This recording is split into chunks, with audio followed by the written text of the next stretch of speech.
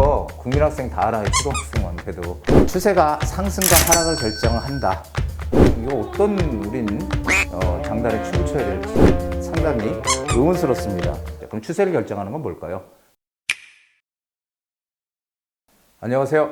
한정훈의 부자공식. 자, 오늘 주제는요. 지금 시장이 상당히 오리무중이잖아요. 지금 뭐 떨어진다는 사람도 있고 아니면 또 올 하반기로 가면 또 오른다는 사람도 있고 하여간 다양한 지금 의견들을 내놓고 있고요. 하지만 전체적인 분위기는 떨어지는 분위기로 지금 얘기들을 하고 있죠. 과연 그럴까요? 자, 그렇다면 부동산 시장에 우리가 오늘은 뭐를 봐야지 되는지, 어떤 것들을 봐야 시장의 흐름을 알 수 있는지 한번 보자고요. 부동산이 궁금한 거, 부동산이 떨어질지 오를지를 보려면 뭘 봐야 된다? 이 추세를 봐야 된다는 거예요. 추세가 중요하다는 겁니다. 오늘은 약간 전체적인 상황을 한번 짚어보는 시간을 준비했습니다. 자, 정부의 이 규제율 변동 정책, 그래서 지금 뭐 21번인지 2번인지 대책이 지금 나왔죠. 자, 이렇게 계속 대책이 나오는 이유가 뭘까요? 만약에 정말 강력한 대책이 나와서 시장이 잡혔다면 대책은 내놓을 이유가 없겠죠. 시장은 대책을 내놓을 때마다 단기적인 그런 하락은 있었을지, 소폭 하락은 있었을지 모르지만 가격은 계속 또 올랐다는 겁니다. 그래서 이게 결국은 이 3년 동안 강하게 지금 현 정부에서 규제를 했죠. 부동산과의 전쟁 이런 얘기 말까지 하면서 집값을 잡겠다라고 했는데 과연 집값은 빠졌나요? 제가 보기에는 집값은 안 빠지고 오히려 상당히 많이 오르지 않았나 하는 게 제 생각입니다. 자, 규제에도 집값이 꺾이지 않는 이유는 뭘까요? 이렇게 강하게 규제하는데도. 본래는 정부에서 강하게 규제를 하고 이 돈줄 틀어막고 그리고 집을 못 사게 하고 이런 정책들이 나오면은 시장이 좀 잠잠해지고 좀 뭔가 하락 분위기로 가야 되는데 전혀 분위기는 지금 딴판으로 가고 있잖아요. 어떤 데는 하락한다는 기사가 나오는 반면 또 청약시장은 또 막 뜨겁다는 기사가 나오잖아요. 이게 왜 이렇게 지금, 그리고 6억 이하짜리 매물들은 거래가 상당히 많이 되더라. 지금 신문에 계속 나오고 있죠. 이거 참, 이거 어떤 우린 장단에 춤을 춰야 될지 상당히 의문스럽습니다. 그 이유는 뭐냐면요. 이 전문가들의 의견 한번 일단 보죠. 전문가들의 의견은 항상 그 어떤 규제가 나왔고 강한 그런 규제들이 나오면은 어떻게 해요? 떨어진다고 얘기하죠. 앞으로 떨어질 거다. 또 그리고 좋은 그런 호재들, 그러니까 쪽 부양책이나 이런 것들이 나오면 어떻게 해요? 오를 것이다라고 얘기하죠. 이거 국민학생 다 알아요. 초등학생만 돼도 이런 거 모르는 사람 없어. 근데 그 항상 그 반대로 얘기했던 게 이 사람이죠. 접니다 바로. 항상 반대로 얘기했습니다. 이거는 이유가 있죠. 무조건 반대가 아니고 제가 했던 얘기가 2013년도부터 시장이 바닥이다, 투자하라 했던 얘기들이 지금까지는 맞아왔다는 거죠. 지난해까지는. 올해 과연 어떻게 될지. 올해도 저는 오르는 쪽에다 베팅을 했거든요. 자, 올해 어떻게 될지 상당히 궁금합니다. 자, 추세가 상승과 하락을 결정한다. 저는 항상 제 강의의 첫 번째 말미에 이런 얘기를 많이 했어요. 추세. 이 추세가 중요하다는 얘기를 많이 했는데 이게 정말 중요합니다. 다른 건 몰라도 이런 추세를 알게 되면은 이 시장이 지금 상승장으로 가는 건지 아니면 하락장으로 가는 건지를 판단할 수 있다는 거죠. 다 복습하는 차원에서 다시 한번 말씀드릴게요.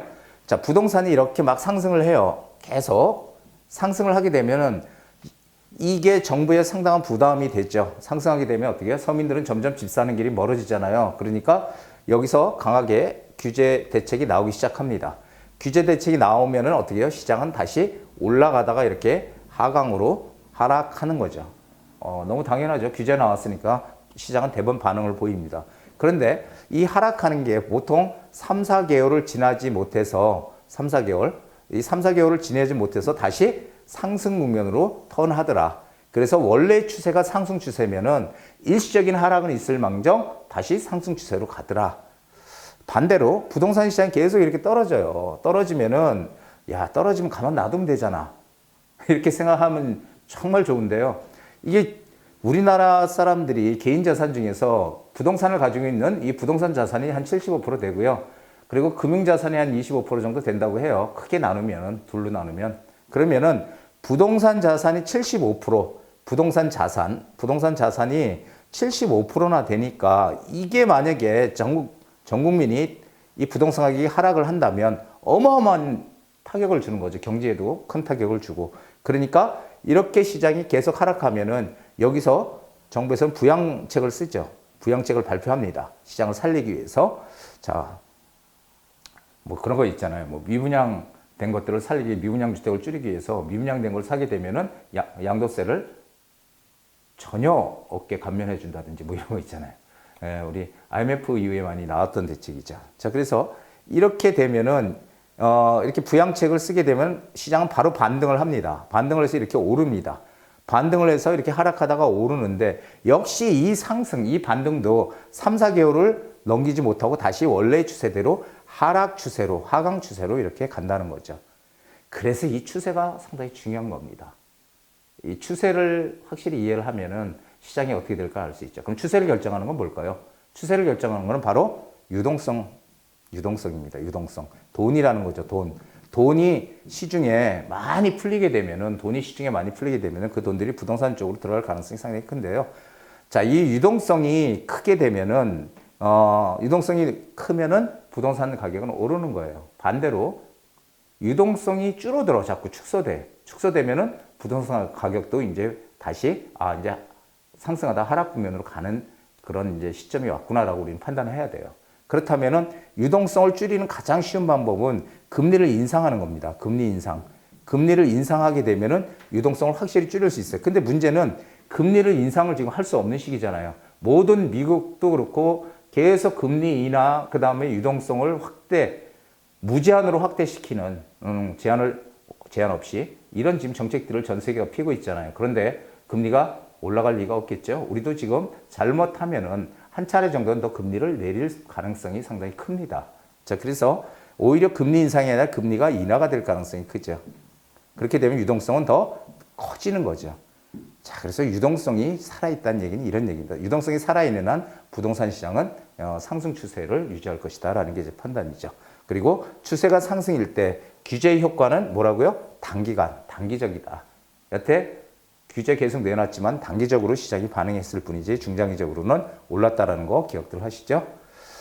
자, 그리고 또 하나는요. 이 미분양 흐름입니다. 규제가 강하고 막 시장이 안 좋고 경기가 침체하고 하게 되면 어떻게 돼요? 미분양이 막 늘어나잖아요. 미분양들이. 그래서 과거에 그 참여정부 시절에 2007년도, 2003년도, 2007년도에 보면요.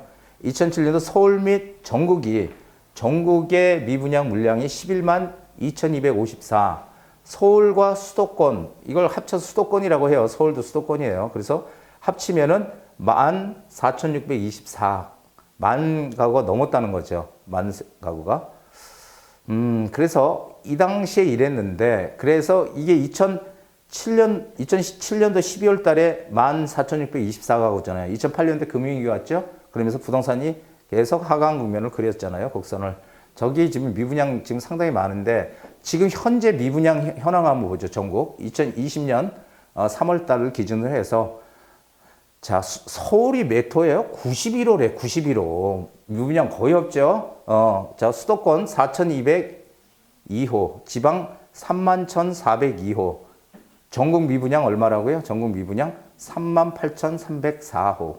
자, 그래서 이게 무슨 얘기예요? 지금 미분양들이 전월 대비해서 2.9% 감소하고 전년 동월 대비해서 38.4%가 감소했다. 지금 미분양이 줄어들고 있다는 의미는 지금 시장이 뭔가 활력을 가지고 있다는 얘기죠. 예, 이렇게 뭐 살 사람이 없고 그런 게 아니고 산다는 얘기예요. 그러니까 줄어드는 거 아니겠어요?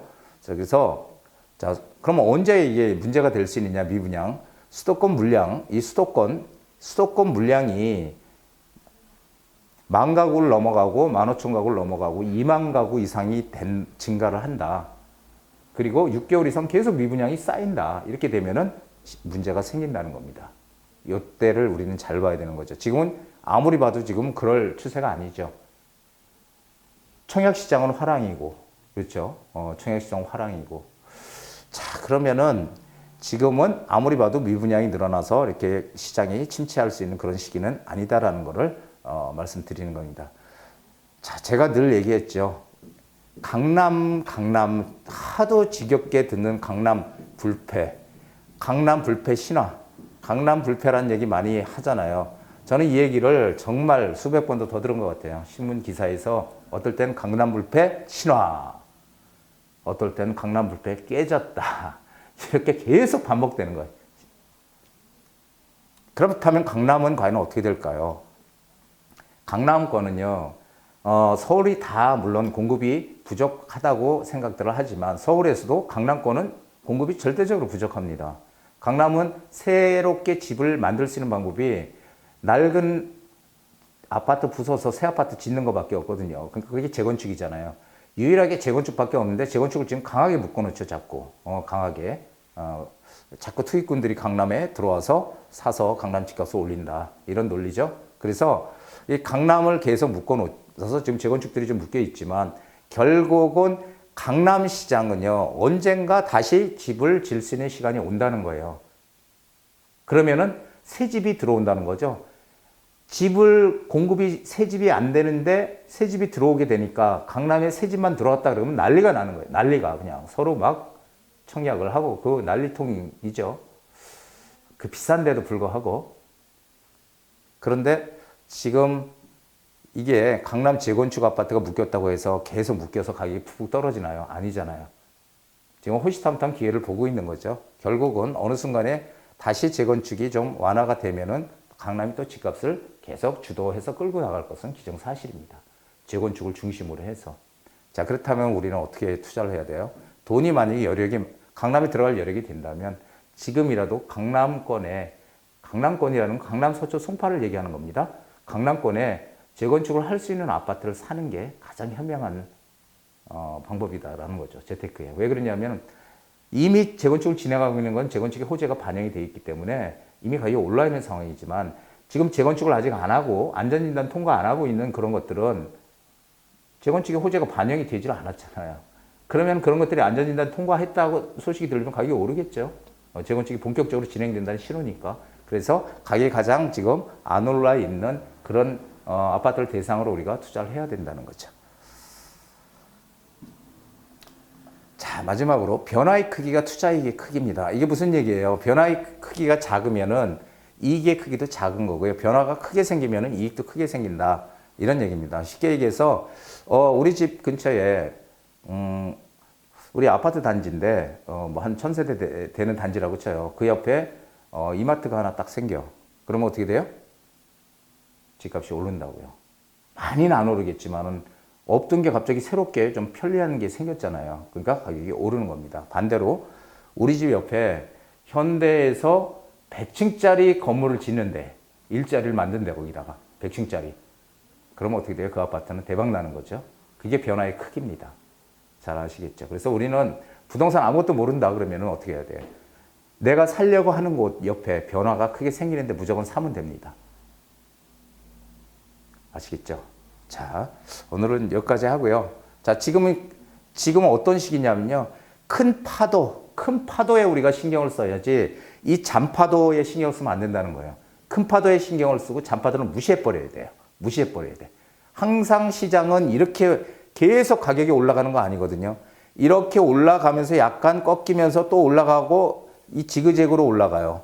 이렇게. 그렇기 때문에 이렇게 꺾이는 이런 잔파도를 자꾸 생각하면 안 되고요. 전체적인 큰 파도를 생각해야 된다는 거죠. 그게 부동산 투자의 핵심입니다. 자, 오늘 여기까지 하겠습니다. 집을 사자 내 집에 살자